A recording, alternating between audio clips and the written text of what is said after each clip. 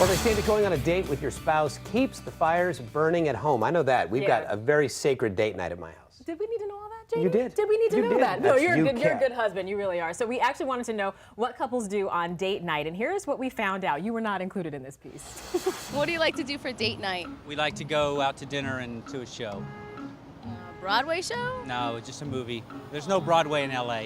Dinner and a movie. That's a perfect date night. It is a good date night. And go to bed early. Now, is that what she likes to do? No, that's what I like to do.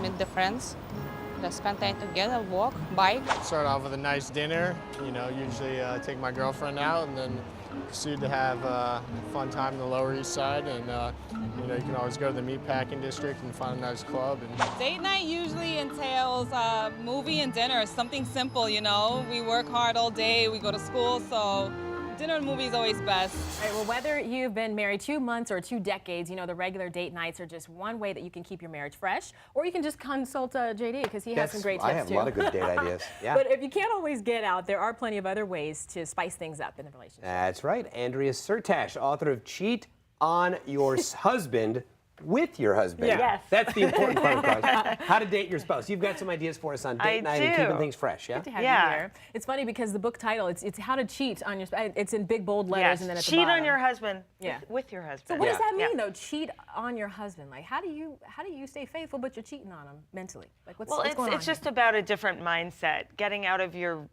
usual routine. We all get into routines in marriage. It's great that you have date night, and it's good to keep introducing novelty. So the book is really about that. Okay. And yeah. It's about keeping it exciting, inspiring, because people think of cheating as being kind of exciting and illicit. But if you can get that feeling with your spouse, absolutely. Well, here's the thing: falling in love and being in love are different chemically in your brain. So you're a little crazy when you're falling in love. Everything is wonderful and heightened, and then the high wears off, and you think, "Who is sleeping next to me? This person has morning breath." It's the hangover stage of being in love, right? You wake up the next morning and you're like, "Man, what did I do?" Yeah. So you need to keep introduce again those feelings that you probably miss when you're back in a lot of couples are just they're in love. They're staying together because they're in love with one another. Yes. But they don't really have that spark going. It is hard to do, especially if you've got jobs, you've got kids, this normal stress of life. Somebody in the relationship has to take the initiative to do like what you said you were doing, though, right? That's the hardest thing is the initiative. We were joking about it yesterday about foreplay being emptying the dishwasher. You know what I mean? But that really is because part of the day-to-day routine of having a marriage is remembering that you're not just roommates, right? Absolutely. You're not just partners who have a list of to-dos that you've got to get done. Part of it is still having a romantic life, you know? And I think if you let that go, I don't think it's good for your kids to see their parents as business partners or anything else, you know? You have to remember what got you there in the first place.